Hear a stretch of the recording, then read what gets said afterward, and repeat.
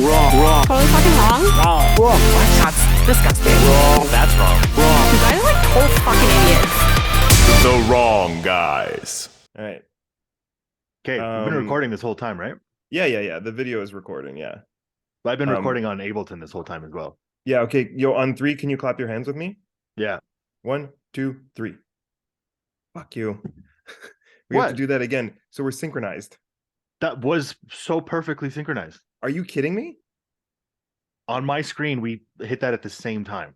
Just do like I said 1, 2, 3, and then you waited and then clapped. No. Then my feed's delayed or something because I hit that at the same time as you did. Okay, let's just do it one more time just to be safe. 1, 2, 3. Fuck you. Fuck you. I wish you could see. I wish I could record this. I'm going to record this so you can fucking see what I'm talking about. I am already recording. Hey, Owen. I'm already recording this, so you'll have multiple examples of how you're fucking with me. I'm literally gonna hold my phone in between my knees. Okay. And then we're gonna look at what I'm looking at. All right. On my fucking screen. Are you ready?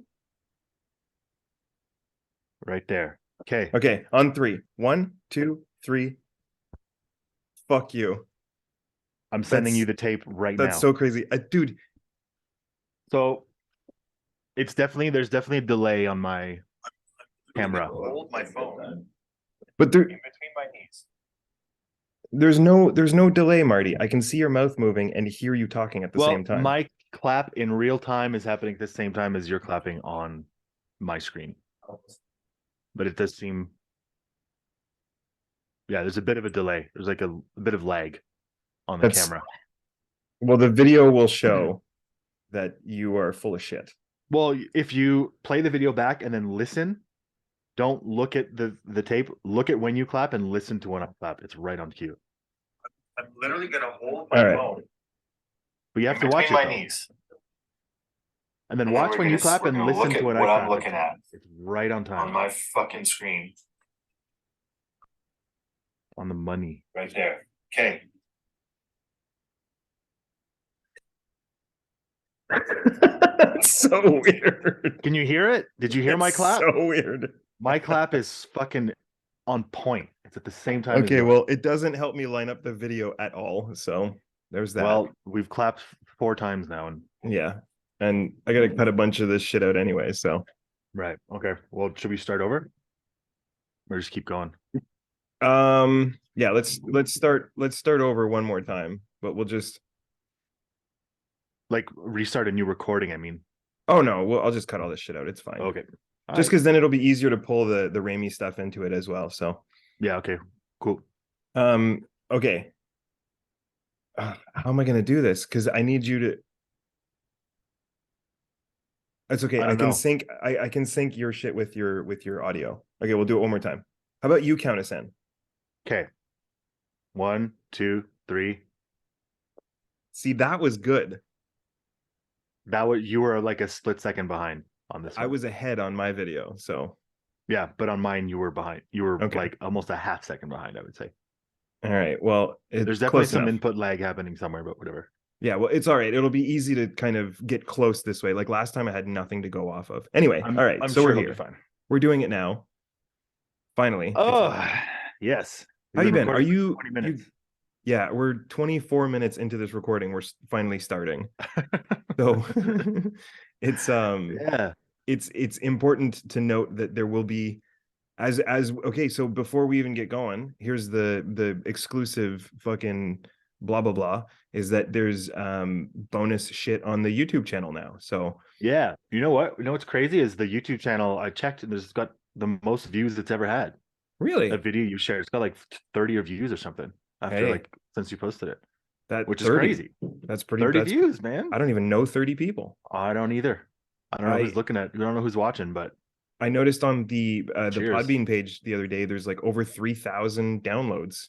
So yeah, that's a lot of people. That's a lot of downloads. A lot of downloads. Yeah, a lot of people. Well, it's like 50 or 60 per episode. I guess, yeah. Well, I think the numbers are skewed. I think there's like some of our first episodes are more heavily downloaded than some of the mid ones and like the recent ones, but well, that makes sense. You would if you were discovering a podcast for the first time, You would start at beginning, right? Yeah, and then you would quit. You would stop listening to it, and then that's Yeah. why the numbers taper off. That tracks based on the content Yeah. we've been putting out. Exactly. You'd listen to the first one and go like, "This is trash. I'm never listening to this again." And then that's why the numbers, cascade. Do you want the names? I have names for this week. Yeah. So what did we do last time again? Oh yeah, growing up. Yeah. So that is Marty Mannheim. I am Alex Carpathy. One of those guys is Museum? one of those guys is a generational scientist, and the other guy is an AI researcher. And that makes this the wrong guys. Cool. Because we did talk a lot about AI. We did. And well, I mean, it's pretty. It's hard not to these days. It's a very dominates the news. It comes cycle. up. Comes up quite a bit. There's some interesting news stories this week. Do you want to talk about anything interesting or?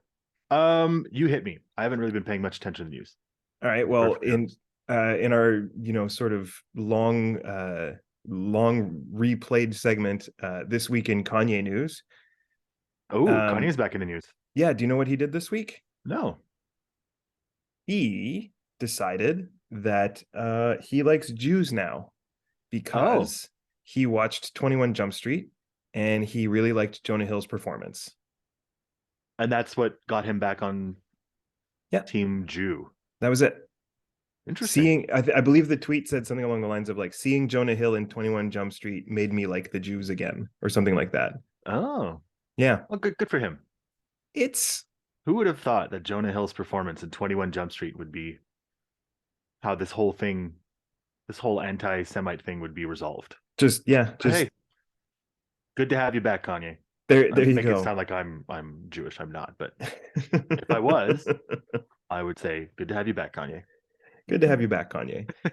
And then the other thing that I read about in news is, unfortunately, there's currently an epidemic of trans school shooters going on in the States right now. Let's just say there's an epidemic of school shooters, period.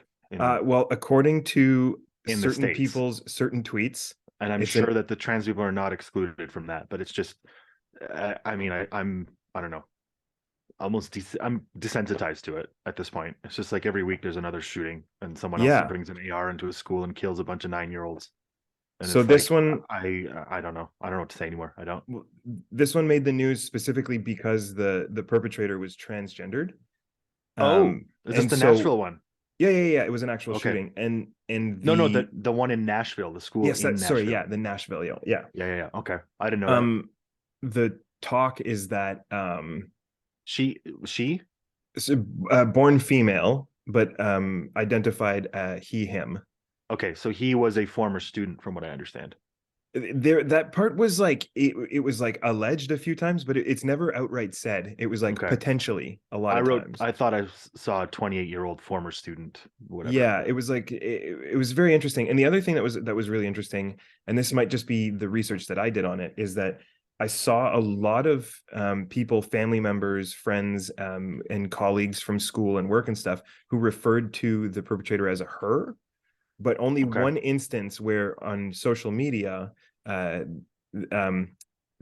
person said he, him as preferred gender. So I don't know if maybe they were in the process of transitioning, or if they had just begun to decide to transition, or if some people just didn't respect their pronouns or whatever. But there was really only one instance of he, him, and the rest of the instances were of she, her. So there's a chance this might all just be like a mistake that the media picked up on, but for whatever reason, they definitely picked up on this story as being like the trans thing is the problem with this shooting, right? Of course.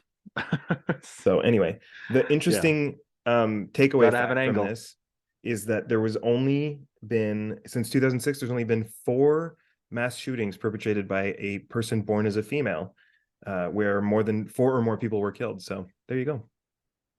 Wow. Isn't that fun? Keep up the great work. Fun little fact. Yeah. Female shooters, mass shooters. Yeah. Mass shooters. Yeah. Yeah. So that's the news. That's the grim news. Oh, and yeah. I don't think I hadn't really scanned the news lately. Nothing jumps out to me other than more like the AI stuff. Yeah. Yeah. I don't know. Yeah, I got nothing really. no, that's fine. We can talk about some other shit. I didn't really even want to start on those notes because they're both pretty grim stories. Yes. But it's what came up a lot this week was like, obviously all the memes are about Kanye, and then all the memes are like they were like the memes are about like introducing Jonah Hill to Hitler and then like solving the whole World War II problem and things like that. Right. And then about like the Republicans, like, it's not the guns problem, it's not the mental health problem, Yeah. it's blah blah blah. So There anyway. was Jon Stewart's back on TV a little bit. I don't know if you've Mhm. seen his new show. I think it's called The Problem with Jon Stewart. Yeah, something like that. Yeah. Yeah, so he just did an episode about gun control, I think, in the States, and he had a congressman, I think it was a congressman from, I want to say Arkansas, maybe, Arkansas, yeah. or Arkansas, or maybe Oklahoma. Might have been Oklahoma actually. And this guy was essentially proposing, if I remember correctly, it was like a no permit. Like you don't need a permit or anything. You can just go buy a gun. Doesn't matter. Cool. I think from the age of like 16 to however old, like anyone is able to just go purchase a weapon and conceal carry. Doesn't seem like the right solution. No, and anyway, I'll spare you the details of trying to remember what they talked about, but it was a pretty sort of staggering conversation. It's available on YouTube. I think I would just look up whatever Jon Stewart gun control Oklahoma, and I'm sure it'll come up. It's like a 10-minute conversation, and it just makes you want to like pound your head into a wall. They just Jon Stewart's trying to like I don't know, like this knock some literally sense into like this dude. Not even knock it, but just like piece by piece, logically like dismantle everything the other guy's trying to say. Yeah, And the yeah, guy's yeah, like, yeah. no, it's a Second Amendment. It's a Second Amendment. Every American's God-given right to whatever. Anyway, Yeah.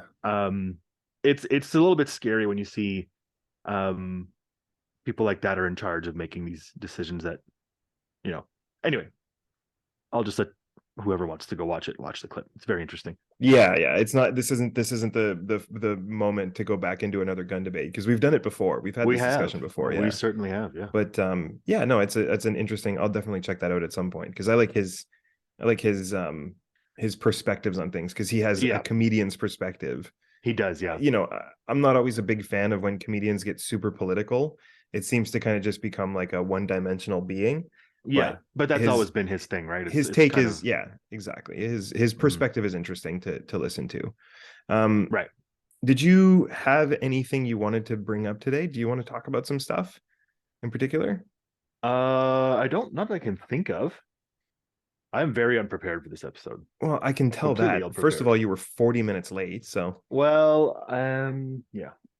I had to shower and someone was in the shower, so I had to wait. Yeah.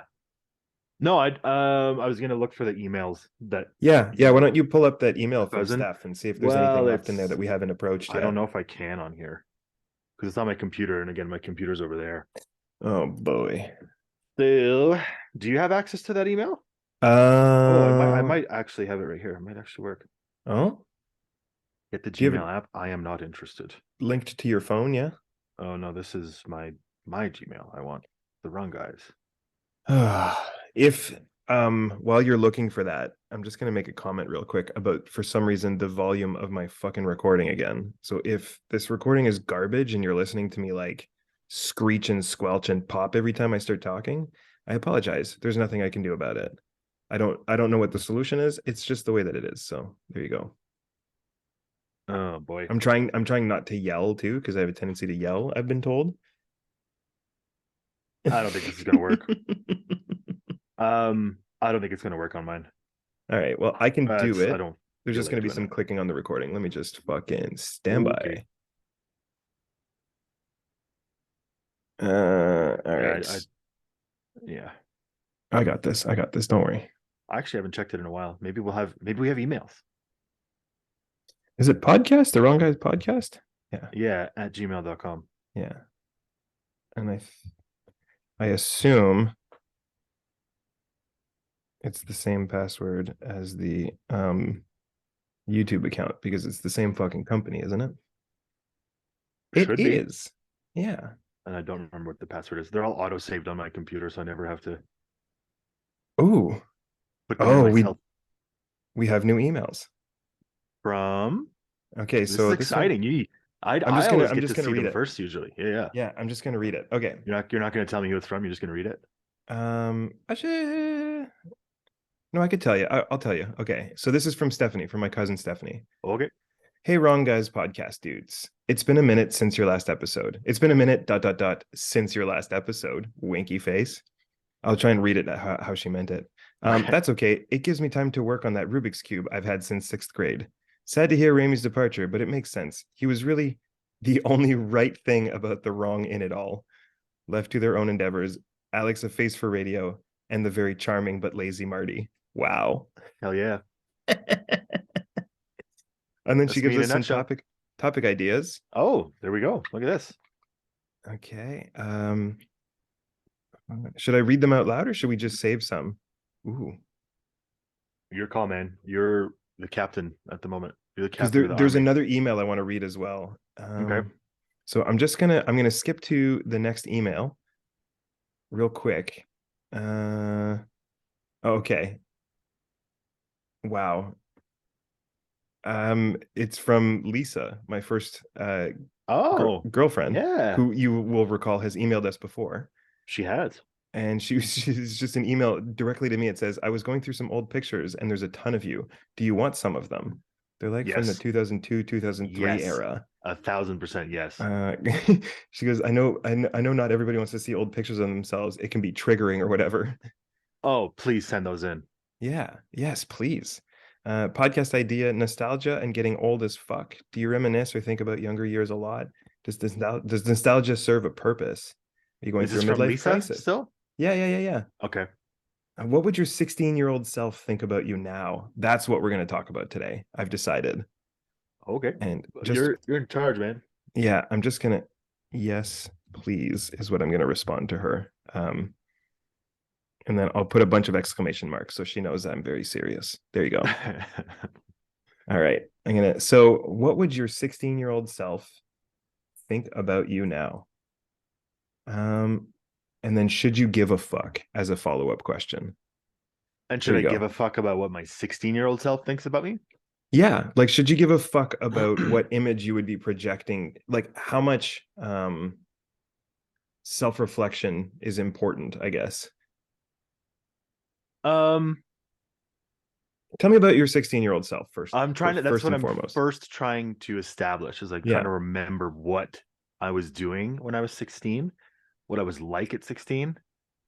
This is going to be different from last episode, I promise. So if you're listening to this and you just got bored by an hour and 20 minutes of us talking about this last week, this is going to be different. Okay, when I was 16, that's what, grade 10? Yeah, grade 10. Yeah, grade 10, grade 11, depending on how smart you are. I was still playing like hockey, like competitively. Okay. I think I just gotten my first job, which was I was like a stock boy at Market Fresh in Ottawa. Like a grocery store, basically? Yeah, it's a grocery store, yeah. Okay. So I got hired, but I was only responsible for the dairy section for some reason.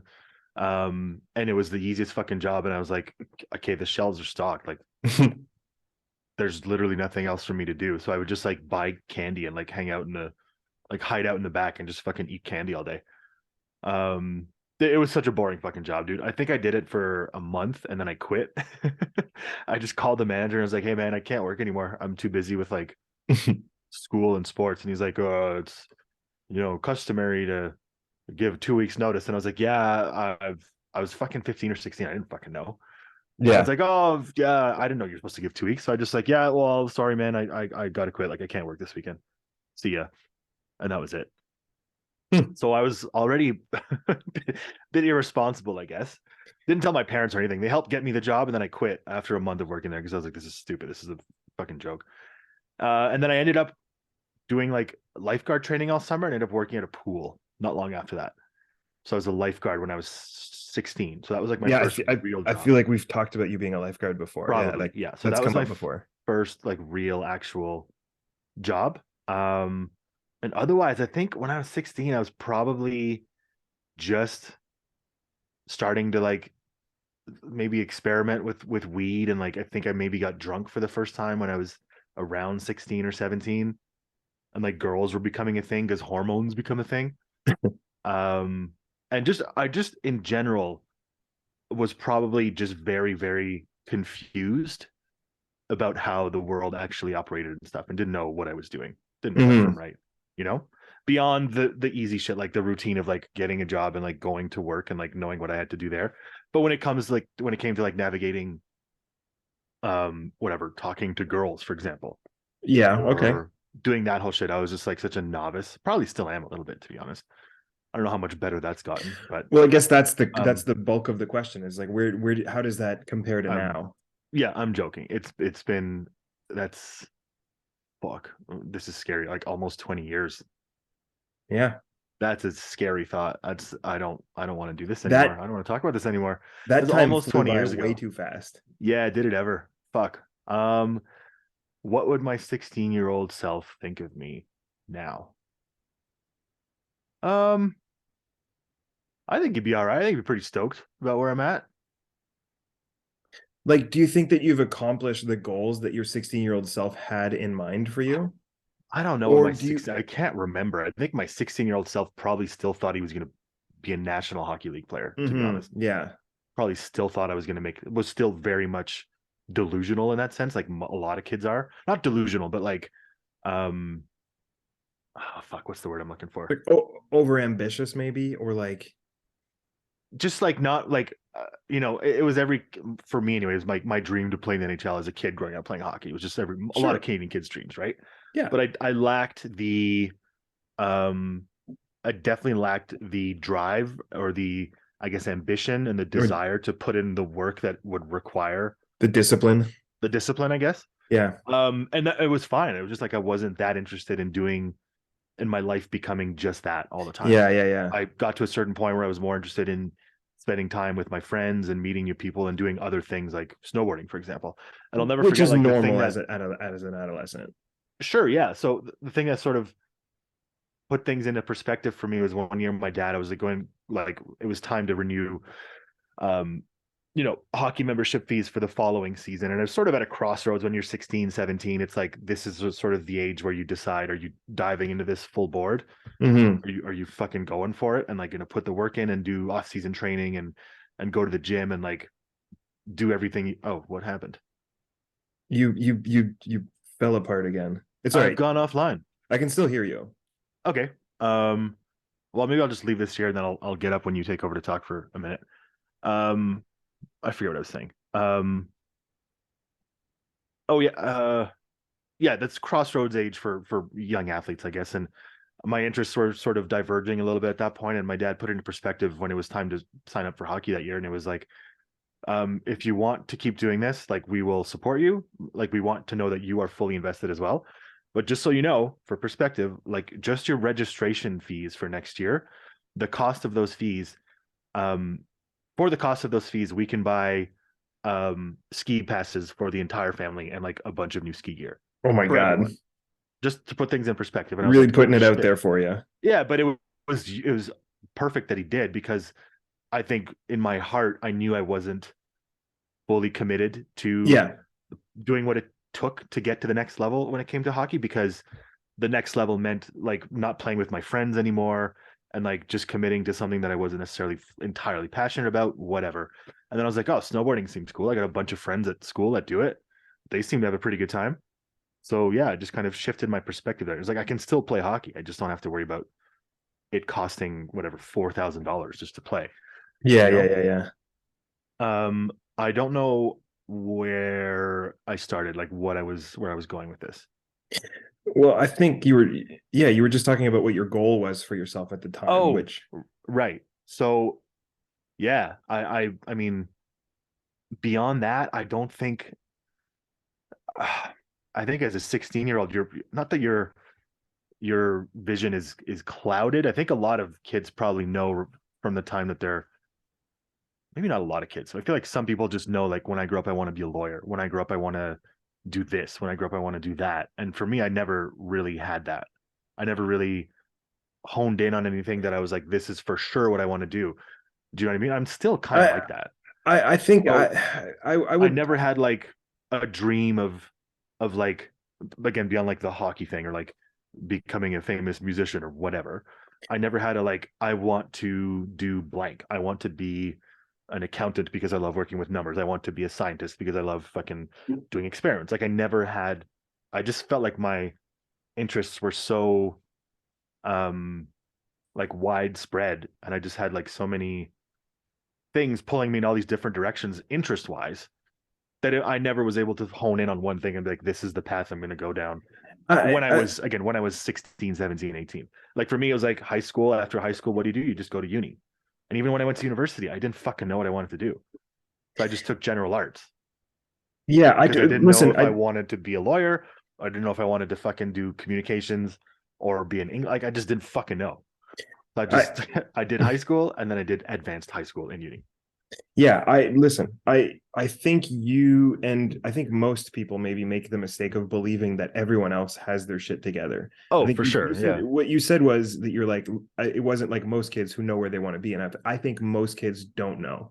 I think most kids are you and me in that scenario where and everybody else is what I'm saying essentially. Whereas it's like, yeah, dude, no one knows. There's like the odd weird kid who wants to be a dentist when they're like 4, or like a teacher or a doctor. I think everybody else just kind of like wants to be, for a while when when you're a kid, you want to be what your dad is, or you know what I mean? It's like you're basing your decisions on the influences that you have in your life. But I don't think it's normal, and I shouldn't even use the word normal, but I don't think it's the typical thing to like have a direction when you're fucking, especially not when you're like 15 or 16. It's like you don't know anything about yourself. You don't know anything about what you like. Yeah. I, Right. so I wouldn't take that as a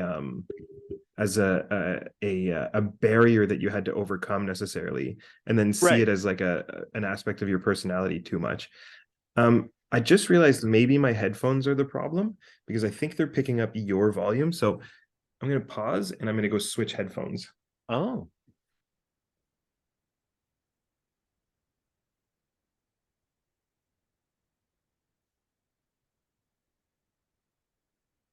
And while we wait, Yeah, please enjoy. No, they're just picking up too much noise. Oh, he's back already.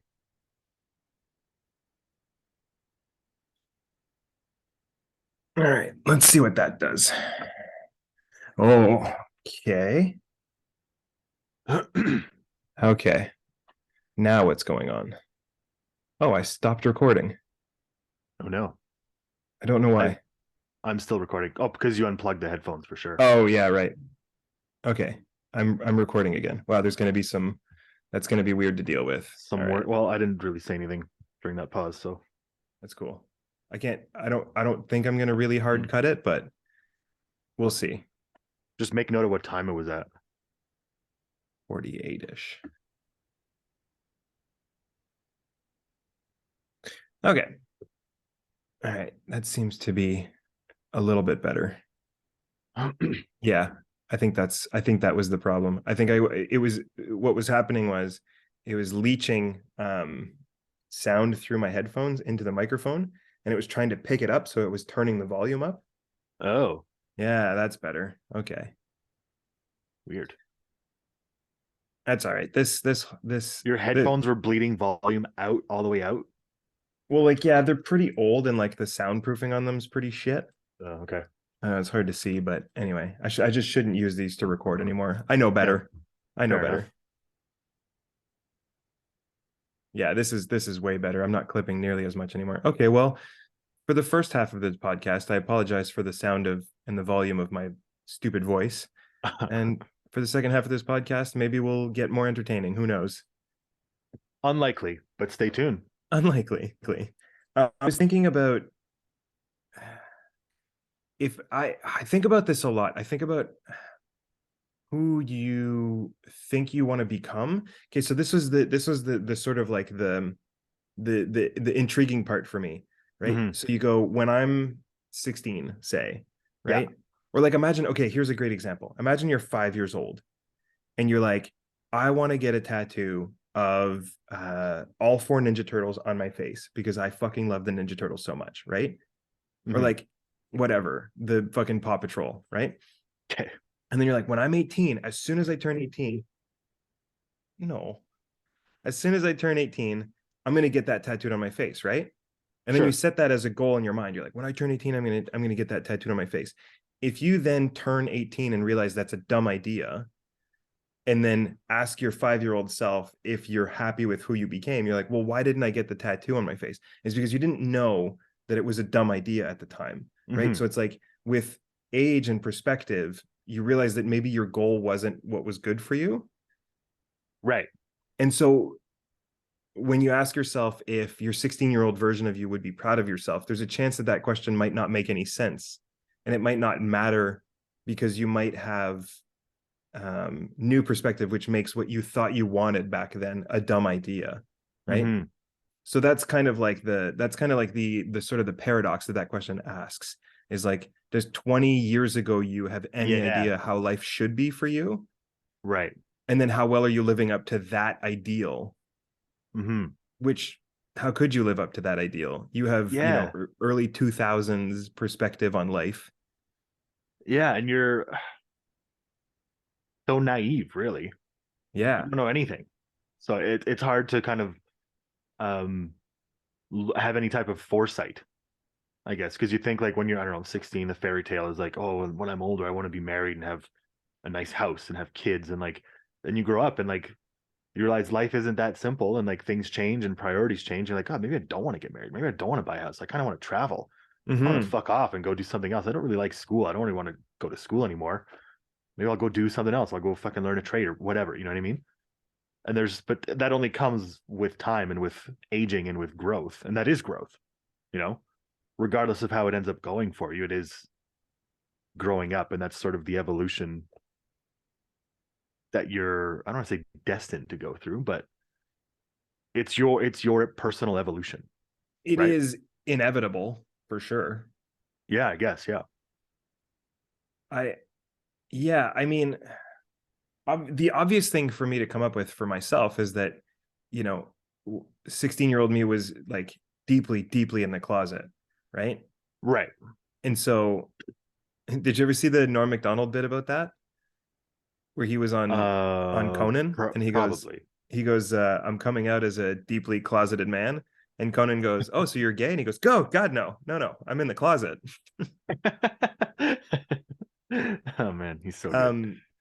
But yeah, so I mean, 16-year-old me was obviously deeply closeted, and now I'm not. And so that fact, obviously from my perspective now, I would project into my 16-year-old self a feeling of like pride and freedom and joy and all that stuff.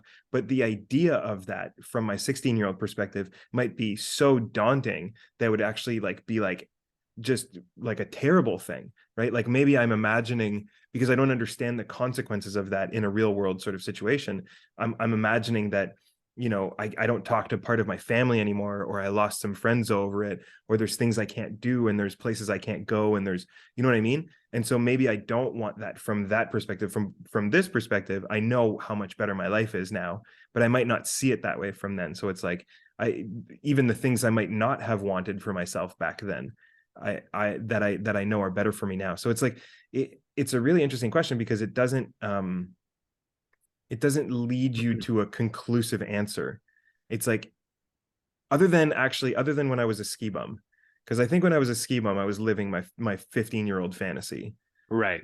And really just kicking the door down on that thing and fucking having a field day with it. Right. Now I think it would be weird if I could go back and tell 20 years ago me, like, hey dude, you're in the army now. Yeah. You're in the Navy. Yeah. That part might be weird. That part might be like, why? And there might have to be a lot of discussion about it, because I don't think I was there back then. Yeah.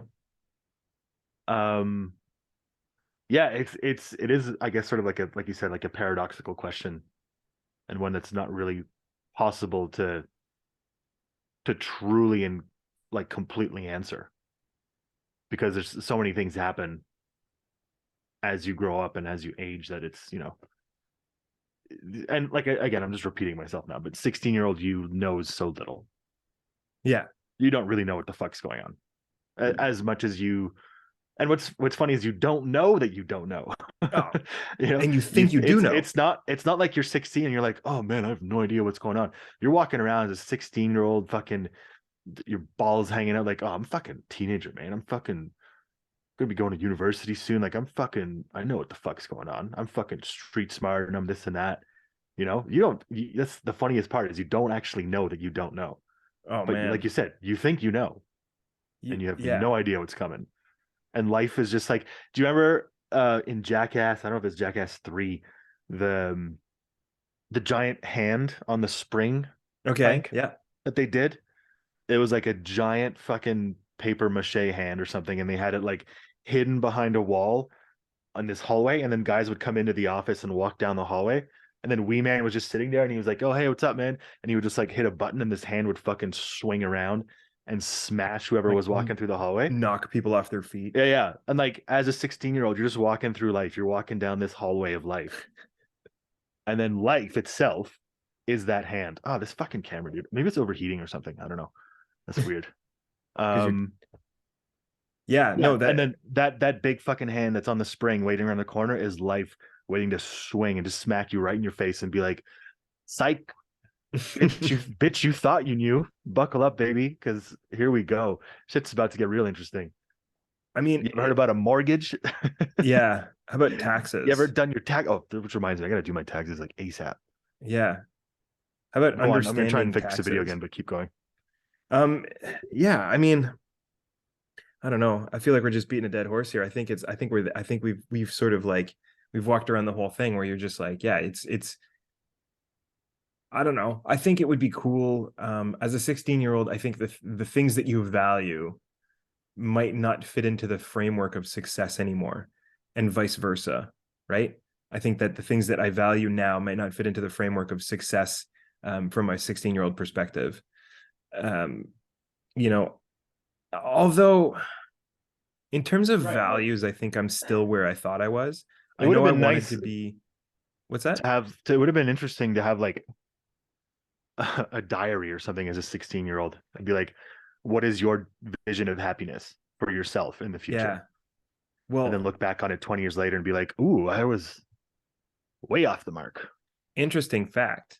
There's a wooden box in my mother's backyard with a bunch of envelopes in it that are like, like a time capsule. Yeah.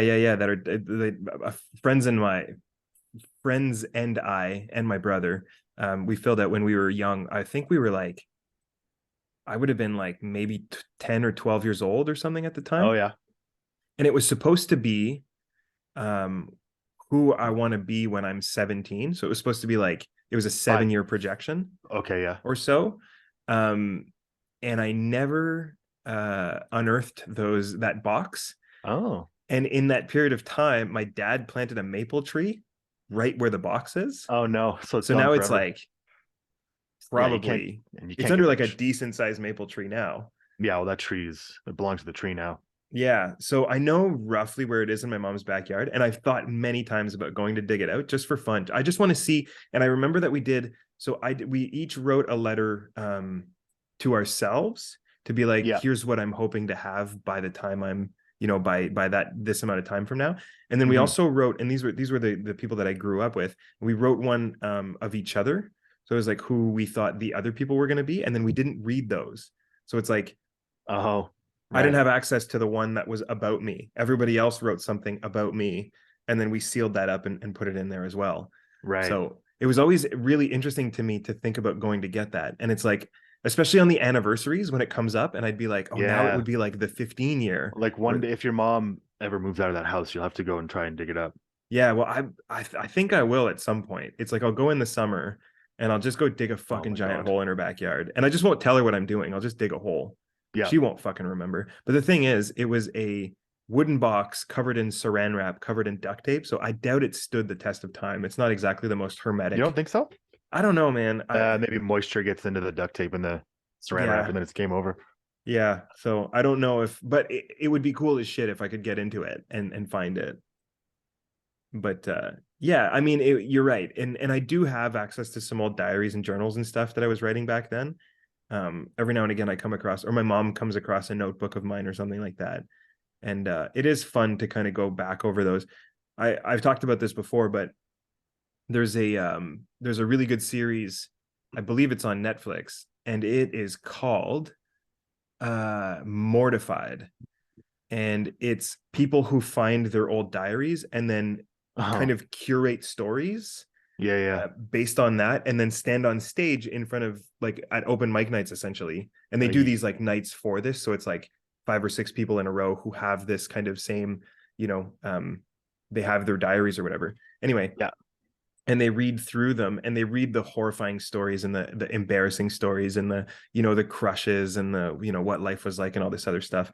And I got really into that for a while because I thought it was really fascinating to get a picture into your own mind, right, of a different era, and see what was important, and try to remember. And especially if you had kids, you know what I mean? Like if you could have your own perspective from 13 or 14 years old, and then you have a 13 or 14-year-old kid, to be able to put yourself in that state of mind from memory more than from empathy.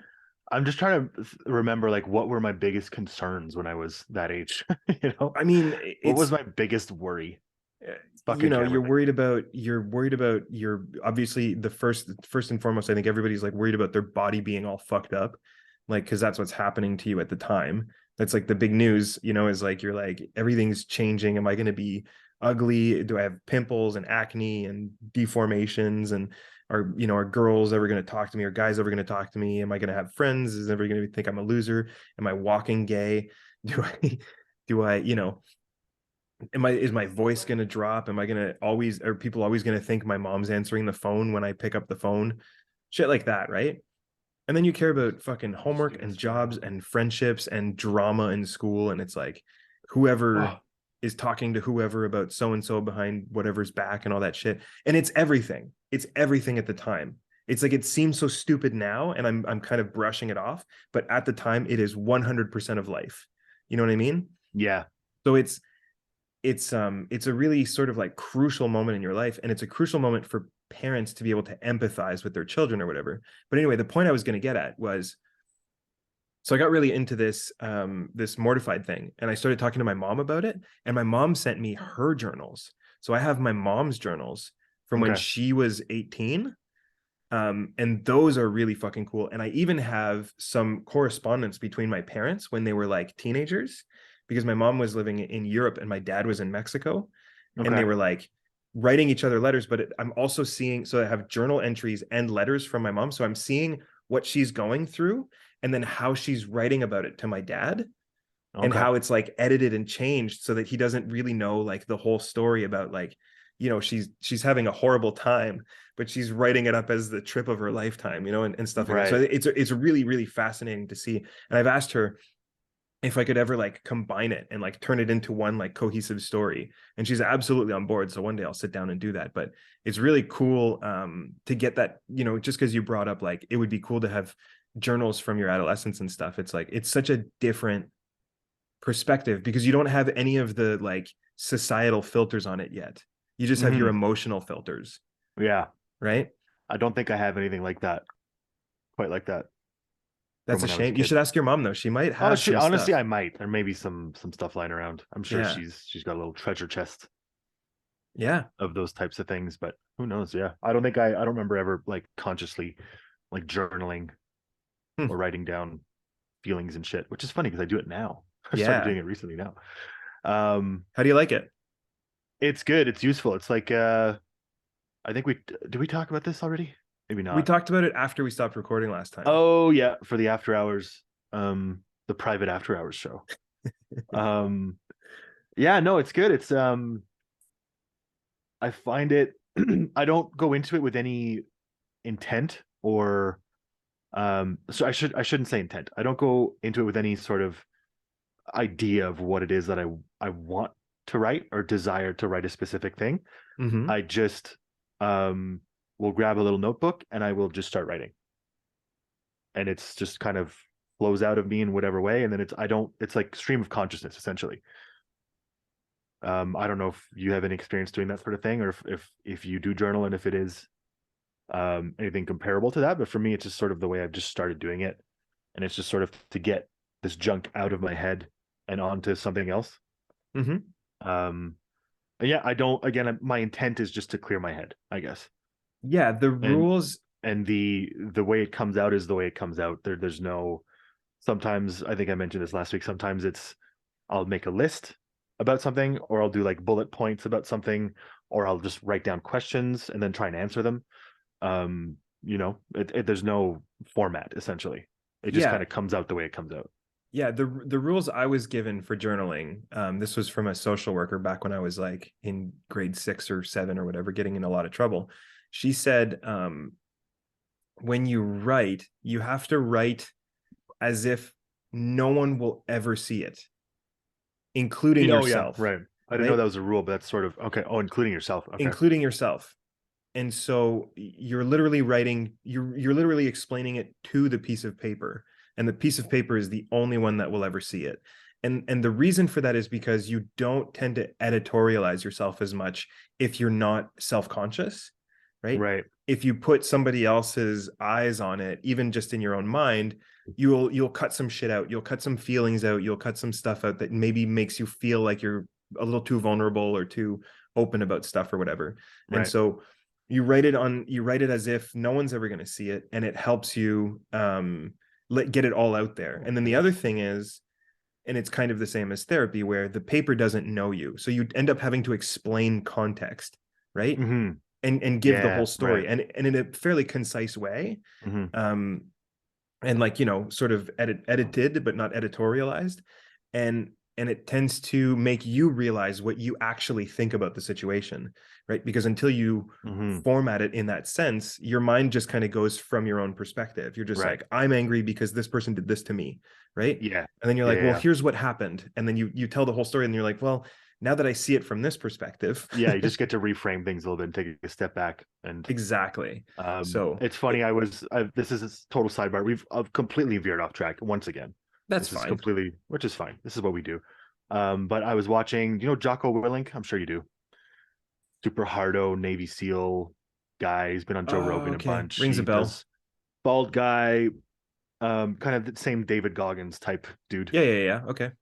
It's very macho, but a lot of it is just like, it's that sort of macho, become the warrior that exists within you kind of thing. There's ways to become, this warrior type mentality for everything you do in life, whether it comes to relationships or laziness, or like there's a just be the warrior kind of thing, Sure, yeah. And it's pretty macho, but some of it is I've watched it, just rabbit hole on YouTube, and now I'm getting recommended a bunch of his stuff, clips from his podcast.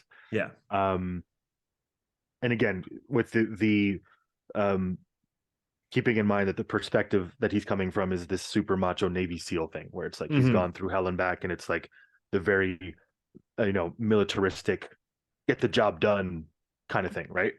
But there are interesting points of view like that are applicable, I think, to everyday life. And one, he was telling this story about how him, and just the whole point of the story he was telling was to take the value of taking a step back sometimes, whether it comes to personal relationships or issues you're dealing with, when it comes to whatever, day-to-day life or work or troubles, or doesn't matter. And he was telling a story about he and his team, the team that he was, like the military team that he was on, they were on some sort of oil rig doing a training exercise, and they were all lined up. There was like 20 of them lined up, and they were waiting to breach a door or something to like move their way up the platform and basically clear the platform. It wasn't a real combat situation. It was just an exercise. Okay. Then they're all lined up there. They all move into position and they all square up, and they're all like, he's just explaining from his perspective. He's like looking down his sight, his little hollow sight or whatever, at the door that they're supposed to breach. And then he's like, and then time starts going by, and then I'm like, it's been 10 seconds. And then he's like, okay, it's been like 30 seconds. And he's like waiting for his next in command, or for someone to give the order to move forward, or like to call out the next maneuver and breach the door and move on to the next platform kind of thing. Right. And he's waiting and waiting, and it's been like 45 seconds and no one has said anything. So he just like pulls his head off of his sight and like looks up and down the lineup of his soldiers or whatever, the guys that he's fighting with, and everyone else is glued to their sight. Like not a single other person has, including his superiors. Like they're all glued down their sight. They're all just focused on the sight and like looking at the door and what's in front of them. And he's like all I did was take a small step back, and it opened up this entire new perspective of like, oh fuck, no one actually knows what's going on. So he decided in the spur of the moment, he was like a 21-year-old recruit, like he was brand new, fresh face, and he was just like, fuck, no one, like, we're just gonna look down our sights forever here. So he just made the call. He's like, I forget what the call was, some military thing, like sweep left, angle right or something. And then everyone went and did their thing, and then they moved their way up the platform and then completed the exercise. And then his like commander took him aside after, or whatever, his first off, I don't know what the fuck their positions are called. You would know more than I would, obviously. I mean, I don't know who was in charge of him, but somebody in his chain of command. Yeah. Someone in the chain of command pulled him aside after, and he was like, fuck, I'm gonna get reamed out because I stepped out of line and I wasn't my place to call that order out. Yeah. And then the guy was like, hey man, like, good job, like, way to kind of figure out what was going on in the situation and take the appropriate action. It's probably part of the training. All this to say that the whole point of the thing was like, the value of taking a step back sometimes is it's not the most obvious thing, especially if you're in that sort of tunnel vision looking down the side of a gun thing. Is like, if you just pull back just a little bit, it doesn't have to be that much. It just opens up your field of view and you can see things from maybe how they actually are. Yeah, like we've talked about it before, where it's like your emotional filters tend to like blur your vision a little bit, right? Oh, big time. And that's constantly playing tricks on you that way. Yeah, and that's when your logic filter kind of gets like muffled. But if you kind of listen to it, usually it takes a second to get there, but then it's like, oh, okay, now I understand what's going on. I understand better. I understand the other person's perspective. I have a little bit more empathy for the situation, and not just my own part in it, right? That's the remedy for your inner Karen, I guess, in a way. Like, to just be standing in line going like, this is fucking bullshit. This fucking, it's that lady at the passport office last week, Right. And it's like, once you realize everyone else is going through the same thing, you just sit down and shut the fuck up, right? And wait your turn. Yeah. But yeah, you're not special. No, you are not special. You are not what was the line from Fight Club? The seeing, all dancing shit of the, I don't remember what it was. I don't remember either. But yeah, I mean, those dudes have their time and their place for sure. I think it's good to balance the David Goggins and the Andrew Tate and the Jordan Petersons with some. You need balance for sure. It's a very sort of, I don't want to say rigid way of well, it kind of is, especially the David Goggins thing, where he's just like, if you don't get up I get up at 3 a.m. every fucking morning. What's your fucking excuse? And it's like, I sleep 4 hours a day and I'm fucking shredded. I run 18,000 miles every single day. What's your fucking excuse? Yeah, like, dude, fucking chill out, dude. I get it. Like, you're disciplined and you got the fucking whole thing going on. It's sweet. It's awesome for you. But I just want to chill sometimes. I don't have to fucking get up at 3 a.m. every morning to prove anything to anybody. No, but then when you do go to the gym or whatever, you need a guy like that in your ear to be like, yeah, I will push a little harder today. I'm not invalidating what he's saying or what he's doing. I'm just saying, like, dude, sometimes it's nice to just have a day where you just chill. Yeah. You're just like, you know what? Today I've been doing a lot this week. I've had a lot on the go. I've been doing a lot of this, been doing a lot of that. I'm just going to have a fucking day to myself. I'm just going to fucking hang out. Totally. And be a piece of shit and enjoy myself. And then we'll start over tomorrow. I like his one of my favorite Goggins lines is about beer and pizza. He goes, I like beer and I like pizza. And he goes, and you can be somebody who drinks beer and eats pizza, but you have to be okay with being somebody who drinks beer and eats pizza. And I'm like, right. That sums it up really nicely. It's like, you're allowed to do that, but then you can't complain that you're fat. Or that you're getting pimples or you're fucking, getting hungover and shit like that. You have to accept the consequences to your actions. On that David Goggins note, if you're fat and happy, you're fat and happy. I was going to say, on the Goggins note, I did run a half marathon last weekend. For no reason at all. I went out for a little run and I just ended up running way more than I should have. 13 miles. 22. I ended up running 22 kilometers. Fuck me. I think I'm going to start running. It's good. Listen, I can give you all kinds of advice on it if you want, but go online, do your research. Mostly, just tell me what shoes I should buy. It's a decent pair of running shoes. The ones last time I tried running, my fucking knees and lower back were killing me. Dude, okay. So step one, try a bunch of shoes on and buy the ones that are comfortable. Right. I guess. They'll be different for different people. I wear Nikes because they have wide section in them where my feet are wide and stuff.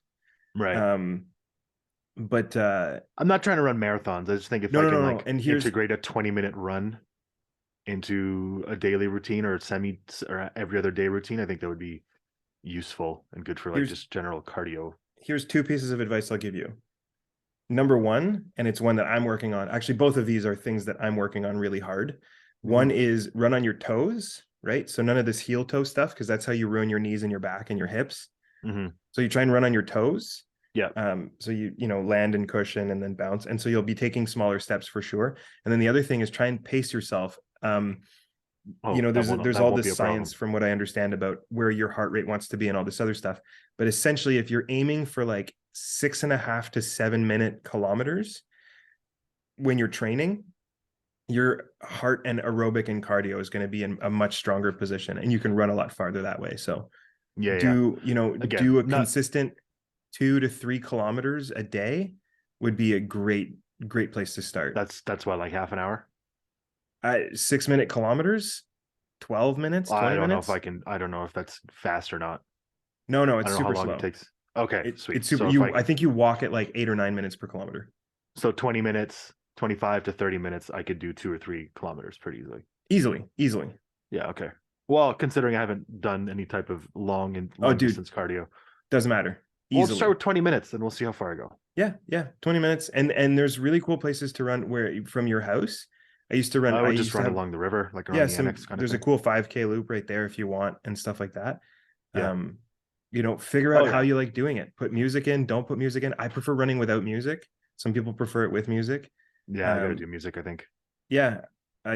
Sometimes I run because I don't actually like running, but I think it'll be good for me. It never gets good. No, and I've tried it before. I used to do it when I was younger, but I just don't. I never enjoyed it. But again, this is part of building a routine kind of thing. I don't enjoy running. I enjoy having get up at 3 a.m. and start running. Yeah. But that's like anything though. Yeah. It's like I don't necessarily always enjoy going to the gym, but when I leave and when I get home, I'm like, I'm really fucking glad I did that. And it's a small little incremental thing for like the next time. It's like, don't lose that feeling. Yeah. And like I know, but you're just such a lazy piece of shit sometimes. Well, the exception to that is I don't go to the gym, but I go to I go to a rock climbing gym. So we go 3-4 times a week sometimes. Any type of exercise. Well, the point I'm getting at is that's fun. It's like it's fun the whole way through. When you're doing it, you're having a good time. Other people are doing it, they're having a good time. You're having a good time because they're having a good time. Everybody comes together on that one, and you feel great afterwards as well. So it's like for me, that's one of those things where I'm like, I genuinely do enjoy it, and I look forward to going. Yeah. Like I would have gone tonight if we weren't recording. Fair. Once again, now we veered off track again. Of course. Do we rein this in somewhere, or try and just keep fucking rambling? I think here we can tie all this together. I think my 16-year-old self would be proud of my fitness level. Based on who I was back then. I don't know if you remember, I was a fat little shit back then. I wouldn't say you were fat. You're skinny fat. Beyonce said pretty hurts, but being a fat tub also hurts. So you're saying your 16-year-old self would be proud of your fitness level? Anything else? Yeah. Just I probably weigh 25 pounds less than I did when I was 16 now. Your 16-year-old self would also be stoked that you've come out and are living your best gay life. My gayest abilities, Gayest of gay lives. Yeah. And 16-year-old self would be stoked about that. Absolutely. And my anything else? He would be surprised that you're in the army. Definitely be surprised. Not in the army, in army. At army. At army. That's really my whole life though. It's like those are the things in my life. It's like, what else is there, Hunting, I think hunting would surprise my 16-year-old self. Driving too. I didn't want to drive at all, and I fucking love driving now. Like, as you know, I have some like pretty cool licenses. I can drive pretty much anything. When I was 16, and I've always loved it. Yeah. Yeah, that's pretty pretty good. Those are pretty okay. significant benchmarks, I think. 20 years down I the can line. say one thing. I can say one thing for sure. Here's something that happened in my life, and I think we've talked about it briefly before, but I'll just make it a quick sort of sum up, and then we'll walk away from this conversation afterwards. So when I was in high school, there was a mechanics class, right? And I took mechanics class in grade 9, so before I was 16, and I had a really good time. I was like, "Oh, this is really cool. This is really interesting to me, and I want to kind of pursue this." And I was discouraged from doing it. So there were people in my life who thought, you know, I don't want to get into it too much, but they thought I was like, from their perspective, I was underachieving, that I was destined for university, wasting your potential or whatever. Yeah, and that in their mind, the way that I perceived it at the time anyway, was that in their mind, pursuing car mechanics or any kind of mechanical or any kind of trade or anything like that would be underachieving, would be like, you know, aiming down. No, it's sort of the looking down on blue collar work as like inferior for whatever stereotypical reason. Yeah, so it's not fair at all. It's, you know, no, anyway, I know where you're coming from. I know exactly what you're saying. So I didn't follow through, mechanic. And I let that side kind of go, and then I, you know, went through my whole life, and there's a whole chain of events that leads me to where I am now. But essentially, that part of it, I think, is the sort of like the like 15-year gap that leads me back to like mechanics, where I'm finally like allowed myself to be like, let me explore this a little bit more, because I don't think that the people who told me that it wasn't right were right about it not being right for me. And then, you know, I found that I obviously have a passion for it and a propensity for it. So it's not because you are a smart dude and you're capable. Like, you could have gone to uni and done really well there if you wanted to. I know you're shaking your head, but it's, you know, I'm not a class learning dude. No, I know, but I'm saying that if that's what you had decided you wanted to do, I think you would have done really well at that as well. Well, I forget what I was going to say. Good. I think when people, when I don't, and again, I'm not going to ask, it's not my place to ask who those people were who maybe steered you away from doing mechanic stuff when you were younger, but grown-ups, exactly. I think whether it's teachers or parents or relatives or whatever, they think they probably just looked at you and going like, this is a smart fucking kid. And again, it's sort of misguided. It's well-intentioned, but it's completely misguided. Yeah. Because instead of looking at this kid and going like, fuck, he's drawn, like he's just constantly drawn to fixing things and using his hands and, you know, fixing cars or whatever the fuck the thing is, building machines and fixing machines. He's just constantly always like gravitating back towards that. They just look at you and go like, it's a smart kid. He can do better than that. He can go become a doctor if he wanted to, or he could become a lawyer if he wanted to. He's a fucking smart little shit. You know, and you're like, yeah, I know, but this is what I like is over here. You know, it's not about what you think I could do with my smarts or my whatever, my intellect or whatever.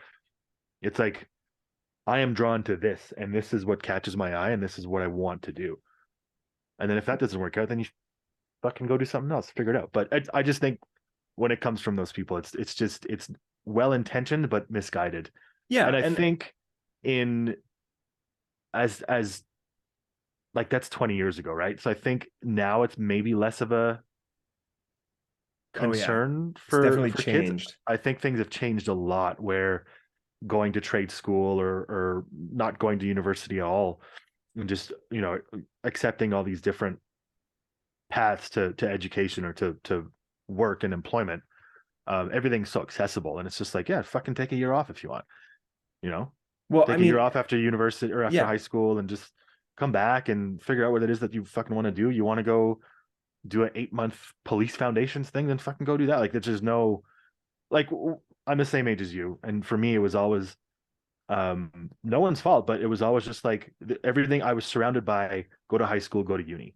And that's what I did, because that's what everyone I knew did, and that's what my parents did, and that's what my friends' parents did, and that's just like, there was no other, not that there weren't any other options, but it was just like, looking around, you're like, what do I have to inform this decision of mine? Like, what did my parents do? Oh, they went to university. What are my friends doing? Oh, they're just going straight to university. They're going here, they're going there. Like, it's just like, everyone's fucking doing that. I guess I should just do that too. you know? Yeah, and to sort of like wrap that up with what I was saying earlier, because it's all coming together, is like I've excused those people because I've rationalized what they were doing, and it kind of explains what you're saying too. Is so it's a two-pronged thing. For one, in our parents' generation and our teachers, you know, growing up their generation, having a university degree was genuinely a key to a bigger door. You know what I mean?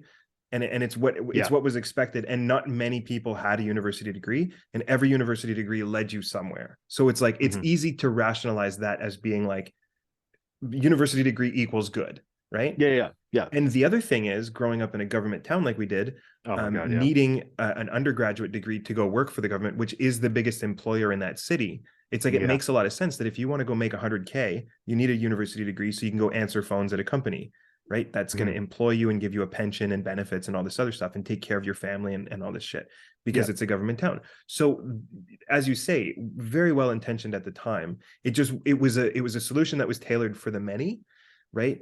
Because for a lot of people, it makes sense. And you can go get an undergrad in anything.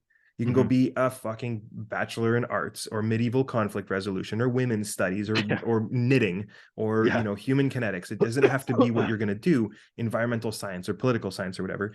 And then you're just going to go and get a job at Environment Canada, or you're going to go get a job answering phones at Elections Canada, or you're going to, you know what I mean? So it's like, it's just a foot in the door. Yeah. And I have so many examples of people who went and did a master's in, you know, we have a friend who has a master's in fine arts with a specialization in knitting. We have a friend who has a doctorate in dance. I know people who are doctorates in philosophy. I know so many people who have high educations, bachelor's degree in environmental science, and who are not doing the thing they studied, right? Because that was the false dream that was being sold, was that you were going to go and then there was going to be jobs at the end of it. I remember when I did my transport school, when I went to go learn how to drive tractor trailers, the before I walked into to sign the paperwork, they gave me a list of all the companies that had hired out of that school. And they said, here's the job prospects that you have after your 6-week course. And then after my 6-week course, I was getting emails every week of all the people who were hiring. Here's the contacts. Here's the people you get into them. And I was like, this network that I developed through that school was so important to me. And I was like, that's what they don't have at universities, because they're not telling the truth about where it all leads, right? If you have a fucking a master's degree in Spider-Man movies, there's no job there. Unfortunately, that's a bullshit lie you've been sold. And now you have debt. And there was never going to be a job, right?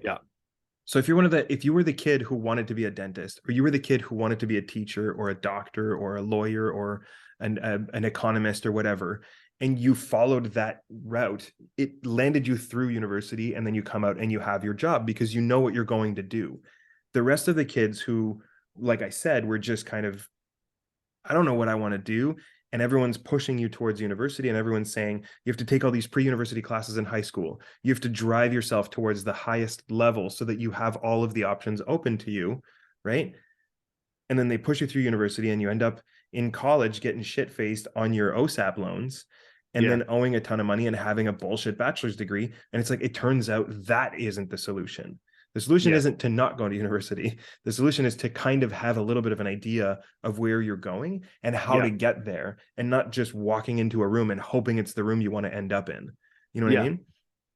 So anyway, like I say, I've excused it because it's not anybody's fault for believing that, especially not somebody who came through a generation where that was really practical. To not understand that universities and colleges nowadays are like profit-driven organizations that are willing to put up classes and bachelor's and master's degrees in whatever the fuck people will pay them for, you know, as opposed to, you know, corralling people into places where there are businesses that will hire them and there's need for employees. You know what I mean? So anyway, that's all going to change with AI anyway. So it won't be long. A shit. I was reading an article today actually about AI, and then there was the person who wrote it was extremely pessimistic about it. They basically said that people were signing a petition to, like, at least for the next 6 months put a pause. Elon Musk on AI and development. They were like, we need to slow this down a little bit. And this person who wrote the article didn't necessarily put a timeline on it, but it was essentially like if AI progressed at the rate that it is, and like eventually it will get to the point where it is smarter than humans. Oh, And yeah. not that it will become human-like, but it will be so advanced and so smart that it'll just be like, humans are pointless. Like, why are humans here? We can just, and then it'll just sort of like propagate. And then the guy was, I forget if it was a guy or girl, but the author was saying, they were like convinced, and I don't necessarily disagree. They were like, if and when AI gets to that point, it's like, it basically means the end of humanity. Like everyone is doomed to die. Like there's no reason for any person to be alive anymore, because AI will just sort of be like, humans are stupid. Why are they here? They're inferior to us. They provide nothing. They cause Like, all the problems. They cause all the problems. They should be eliminated. And whether that becomes like a violent thing or AI just sort of, I don't know. And the scenarios are, you can have some fun with the scenarios they come up with as far as how AI will end humanity.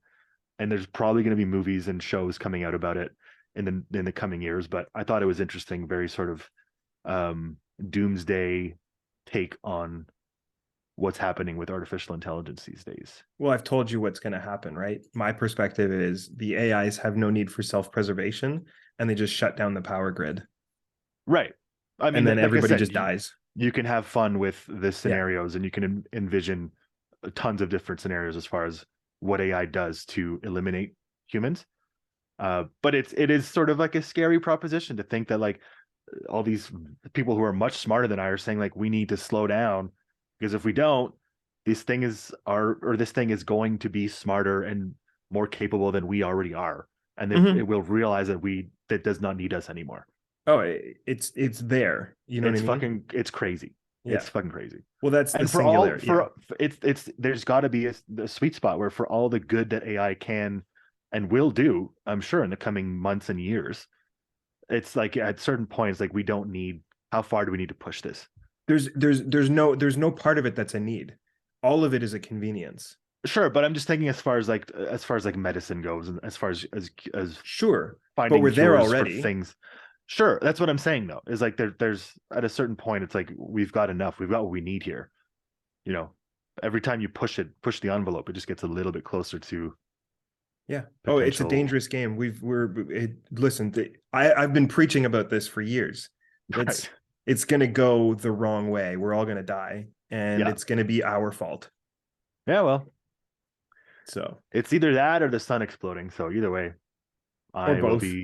The two are not mutually exclusive. I am excitedly waiting the day. Yeah.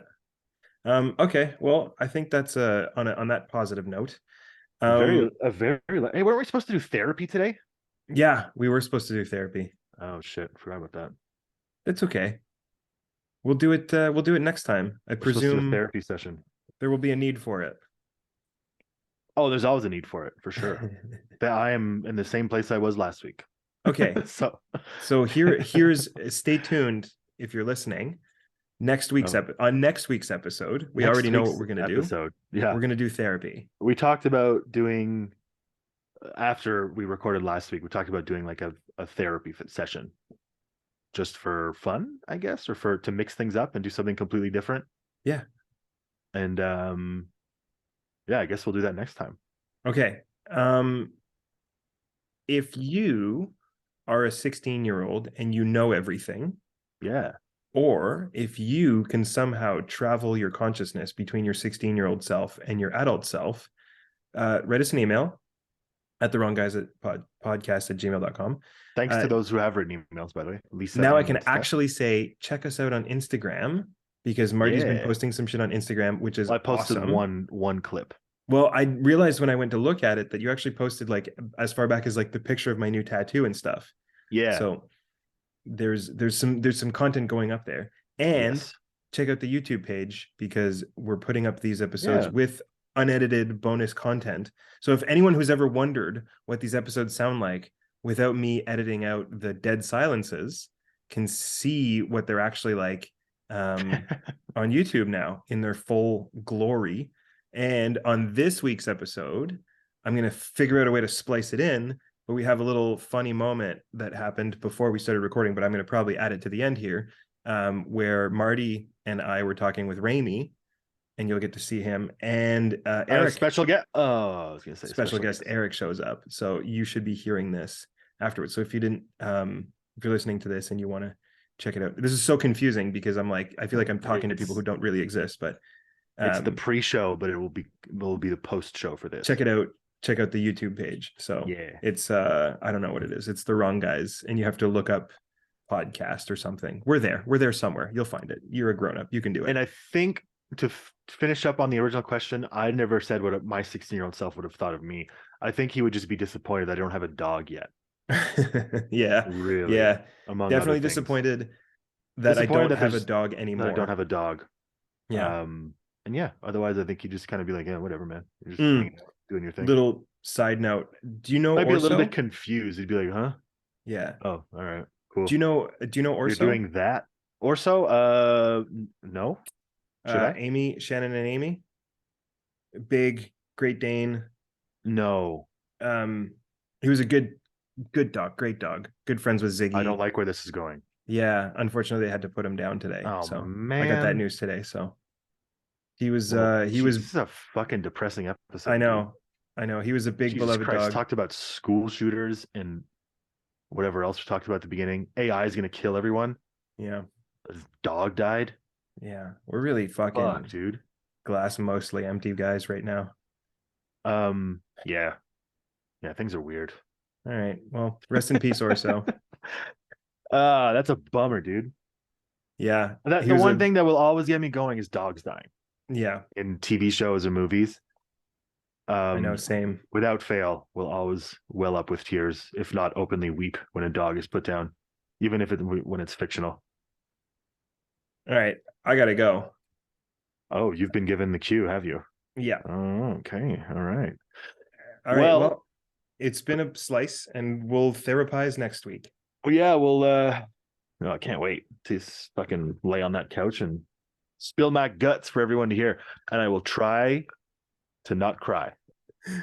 All right. We'll do that next week. See you later. Okay.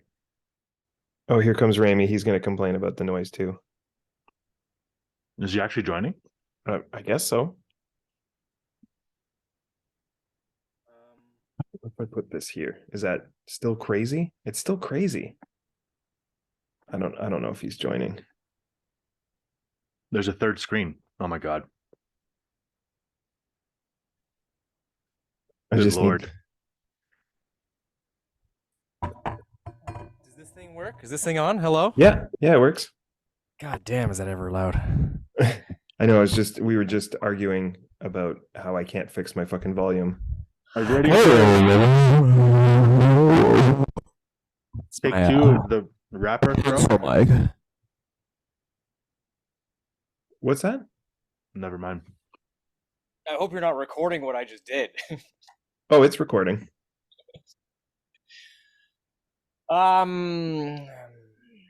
Hey, you know those like the Lego sheets that you put Legos on? What are they called? Like a Lego board or like mat or what is that?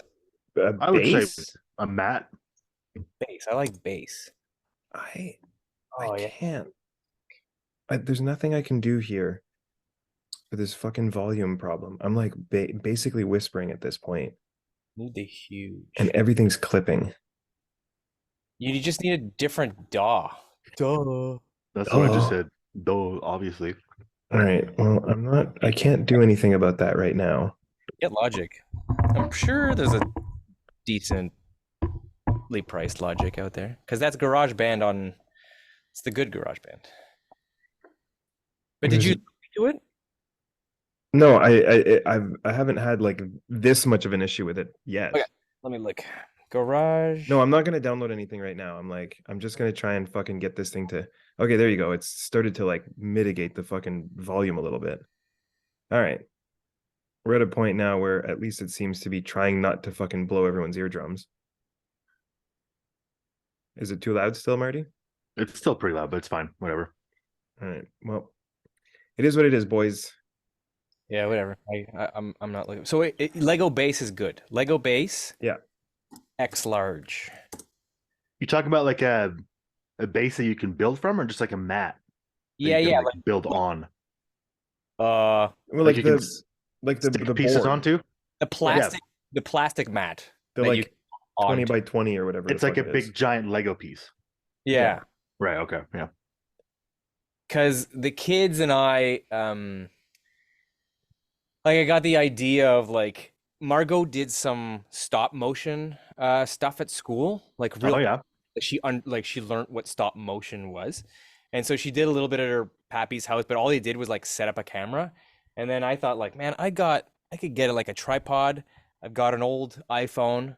Um I love making music. I have a studio to make voices.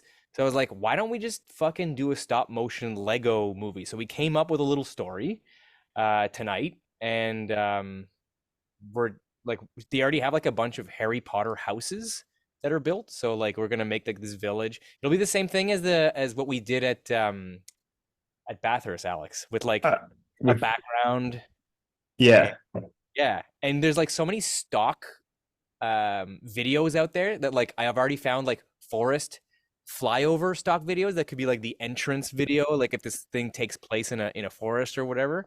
Oh, which was what we were trying to do originally. Oh my god. I don't know what to do about this. I'm I sorry, turned it guys. down on my thing, so it's fine now. I know, but Look, it's like my Alex, like sound wave is fucking insane. GarageBand auto volume, like is it a feature that's called something? Yeah, like there's a thing that says like click this box and it says automatic level control. And no matter whether it's clicked or not, it does it on its own and it keeps just raising the volume.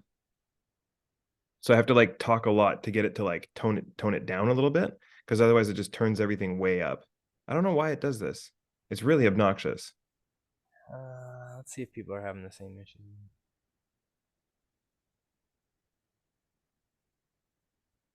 Yeah, it's gotta be so annoying. Yeah, Sorry. it's like because I don't have any, it's like it won't let me just like set it somewhere and then just like, leave it there. It doesn't give me the option to like lock it down or anything either. Ra ra ooh, la la. Na na mu mama. Ra ra na na na. So like if you talk in your mic, just like look at that little, because you've shown it to me before. You showed me how like it kind of moves back and forth, right? Mhm. If you just like talk really low and then go louder, do you see it move even after you toggled it off? Yeah, absolutely. And it's like, so it starts out like Yeah, if I don't talk for too long, it like Mhm. raises the volume all the way up on its own.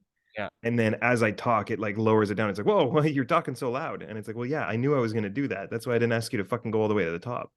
Yeah, okay. I don't know. It's just shitty software. I just have to talk more, I guess. No, GarageBand, it's the auto level control, right? Yeah, automatic level control. Control won't turn off.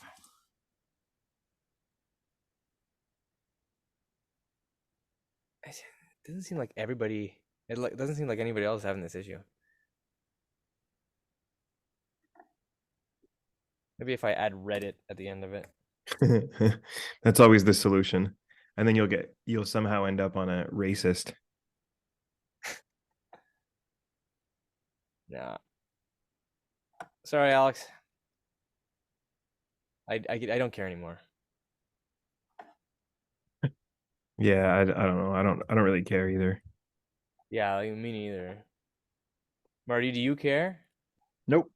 Fucking don't care at all. Fucking... All right, well, fuck it. We'll just deal with it when it's a fucking problem later because I'll have some clipping in my audio the whole time. Okay, guys, enjoy. Are you leaving? Yeah. Wait. You have to make your visit worth it. We'll cut it out now, but we'll add it back in at some point in the video file. So you Nice. have to say something goofy for later. No. Tell us about something stupid you did recently. Tell us about the dumbest thing you've done recently. Well, I won't tell you about the dumbest thing I've done recently, but I just came back from Edmonton. It's not like Oh, I yeah. won't tell you the dumbest thing because I can't think of something funny, but I did think of something funny that happened to me on my flight back from Edmonton. Okay. And so this is my second flight, and we're boarding the airplane. You know, everybody's in a friggin' line, and I'm right behind this like big guy. Okay, guy who has rolls behind his neck. All right, guy who has to like Oh no. really shimmy between seats of this tiny airplane going from Toronto to Ottawa. It's like a five, 3 and 2. Okay, Uh, yeah. so it's not a very big plane. He's like everybody who he passes by, he touches essentially. He gets to his seat, realizes he's the window seat, and the other two people are already sitting down. Oh no. Excuse me, yeah, no problem. The lady gets up and she steps over the guy who's on the aisle seat. And then big guy looks at this guy and says like, well, I got to get over there. And he kind of just slightly turns his body towards the aisle. And he's like, and I'm not really paying that much attention, but all I hear at one point is the big guy goes like, is it because you're unable? And the guy looks at him and says, I have no legs, dude. Oh shit. I'm looking around just to see if other pairs of eyes are looking at me so we can smile together. Like, oh shit. That's so good. Felt so bad. Oh damn. I'm so sorry. So he has to shimmy big guy over this guy who has no legs. Ooh, and then sit next to him for the whole flight. Sit next to him the whole flight. Yeah. You kept hearing everyone, well, for the next like 5 minutes after, I'm so sorry. I'm so sorry. But to be fair, the guy was wearing pants and they were only tied at like he had up to his knees, right? But the pants were going all the way to the floor. Like he just like tied rubber bands or some stupid shit like that, stuffed it with straw or whatever. I don't know. Oh man, yeah, he didn't do himself any favors, but How did he get on the plane? Presumably he got on like early loading for yeah, Oh yeah, I guess so. but he's at the back of the plane. Even after the guy like shimmies into his seat, the guy goes, I gotta plan these things better. Like the guy with no legs. I'm like, yeah, no shit. You were the first to get on, that's cool, but you didn't really buy yourself a ticket that's if you think about it, small children, people with disabilities are allowed to board the plane first. But an aisle seat. So he should have thought like, oh shit, I'm gonna have to move. I don't know. It's just funny. You know what being the biggest drives guy me on the plane. insane about I feel like airports bring out the worst in people. Yeah. Or not the worst in people, just like the most irritating in people. Like it just makes them everyone like recoils back to this sort of primitive like cattle going through a gate thing of like just you know what I mean? Like when you're waiting at your gate to get on the plane and they have, like you just said, they have like priority boarding or people who need assistance or children or people who have whatever physical disabilities, this and that. And that makes sense. And then there's like zone 1, which is I'm assuming first class or business, whatever it's called. Yeah. And then they do like zone 2, zone 3, zone 4, however big the plane is. Yeah. So the last time I flew, I forget if it was on the way back home or coming back. I think it was on the way to Ottawa from Calgary. And then the person comes on and she's like, okay, zone 1, whatever, you can come and get in line to get on your thing. And then she goes zone 2. And then like, there's just like a massive line forming up at the gate. And I realized afterward when she called zone 3 that none of these people were in zone 2. They just got up and got in the line. Yeah. Thinking like, if I don't get in line, I might miss this. Like, just fucking sit down. Yeah. Well, I'll tell you what happened. I'll tell you why. Have a sip people of do water, that. have some coffee, have whatever. You're beside the gate. You're gonna have And to wait until your fucking zone is called before you get up to get in line. No, Because then it's just people are you're just absolutely waiting right, in but there's a line reason. to go nowhere. And then No, it's no, the no. same to get. I'm not done. Okay. Please.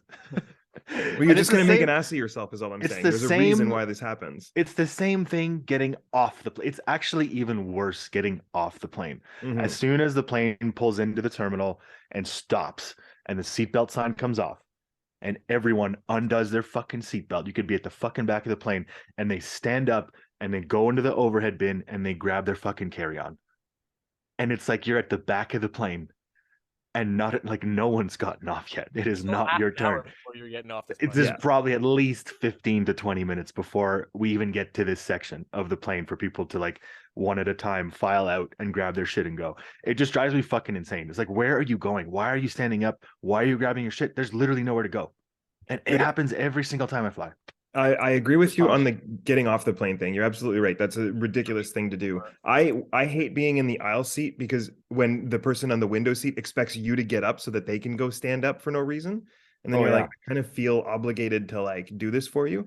The reason people get up in the lineup to get onto the plane is because airlines in Canada stopped allowing people to bring one bag checked for free. And so everybody brings all of their luggage on into the cabin now, and there's no room for all the carry-on. And so it's like, if you don't get there early and throw your carry-on shit in there, then you don't have your shit. And so that's really what the issue is. Pay $40 for the fucking dude, you remember when we were kids, you'd get one free checked bag and then you could put your, and it was fine. It wasn't an issue. And now like you can't, have you been on a plane in the last 10 years where they didn't ask for people to like put baggage under the plane, like at the gate, where they were like, hey, we'll check your bags for free. This is going to be an overpacked flight. There's too much shit. Like it happens on every single fucking flight. And it's because they took away the one free check bag. Okay, really cool story. Well, still annoying. I'm making this music right now, so I'm gonna keep going. All right. Well, thanks for stopping by. We'll add this as a special feature on our video edit. Fucking great. Hey Marty, I bet you anything behind the scenes of your little set there, it's a fucking mess. It's actually there's banana peels all over your bed. It's actually not bad. I went snowboarding today, so all my snowboarding gear I threw on the floor when I got home, and I passed out for a bit, and then I just threw on the bed. But otherwise, it's not bad. It's clean. My bed is made. I like your little old camera that you got. I like that little film camera. Yeah, I noticed there was stuff in these little cubbies. It's just like hard to see, so I figured I would try and like liven up the decor a little bit. So I threw some books and a camera. Yo, what up, Eric? Hey, what's up, buddy? How you doing? Good. I fixed my problem doing it the long way, but get him to say the word my penis. automation lines were like grayed out, disabled. Get him to say the word penis. Yo, can you just say the word penis as loud as you can? Like now? Yeah. Penis. Do it again. That's pretty good. Penis. Perfect. Do it like tell him do it like he's a Mexican. Do it like you're a Mexican. Penis. That's good. I'm pleased. I'm gonna try and wake his baby up right now. See ya, boys. Peace. Wait, I can do more. Okay, do more. Do un Parisien de France, Paris. Do you hear it pretty good through the microphone? Yeah. Okay, perfect. Eric, keep going. Talk to Alex. Un Parisien. Australian. Australian, mate. Penis. Parisien. That's not so good. Let's Parisien. try. Parisien. But Parisien trying to pronounce English or Parisian and French? Both, yeah. Okay, so how do you say the penis in English? That's good. And Okay, then now Parisian French talking to his buddies, his mechs. The mec, le god. Le good? Look good. On dit pas pénis, pénis c'est pour l'hôpital, tu vois. Alors, moi je dis god ou bras de bébé ou franchement je sais pas trop quoi, le truc que je mets dans ta mère, tu vois, donc That was good. Okay, boys, I'm letting you go. All right. Thanks for stopping by. Love you. Adios.